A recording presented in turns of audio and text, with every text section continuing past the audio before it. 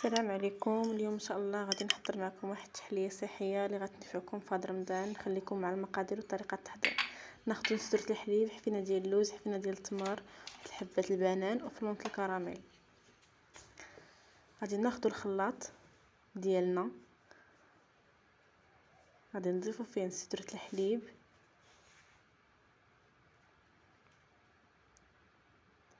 غادي نضيفو الحفينه ديال اللوز. يمكن لكم ديروا اي مكسرات بغيتو. ناخذ فلون الشوكولا تنضيفوه، يمكن لكم ديروا حتى ديال الكراميل.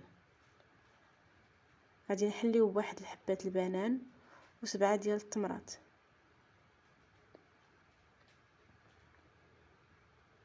بالنسبه للسكر انا ما درتوش. غادي نخليو الخليط ديالنا يطحن.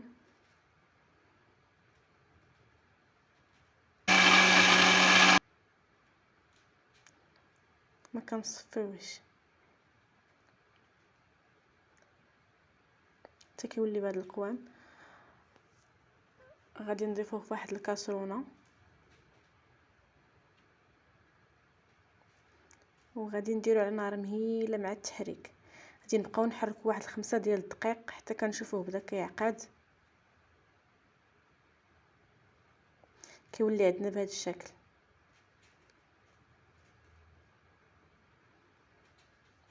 غنضيفوه في الكيسان ديال التحليه ديالنا.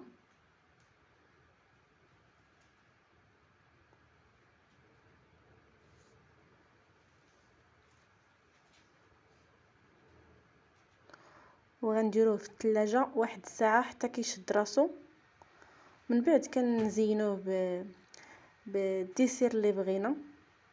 وإلا بغيتو المزيد من التحليات الرمضانيه قولوها لي، وبالصحه والراحه.